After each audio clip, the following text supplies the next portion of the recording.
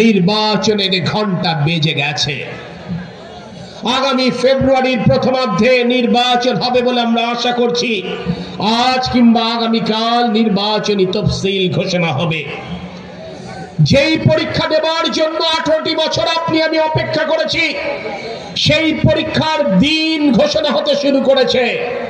প্রশ্ন হচ্ছে, সেই পরীক্ষার প্রস্তুতি আমরা কে কতটুকু গ্রহণ করেছি? চোখের সামনে পাকা ধান ক্ষেত, কিন্তু সেই পাকা ধান ক্ষেত দেখলে আপনার আমার পেটটি কিন্তু ভরবে না। ধান কেটে মাড়াই করে গোলায় নিয়ে এসে তারপরে ভাত রান্না করে খেলেই কিন্তু পেটটা ভরবে। তাই বাংলাদেশের জনগণের কাছে এই দামোদর জীবননগর দর্শনার ঘরে ঘরে আগামীতে বাংলাদেশ জাতীয়তাবাদী দল এবং আমাদের প্রিয় নেতা তারেক রহমানের কর্ম পরিকল্পনা পৌঁছে দিতে হবে।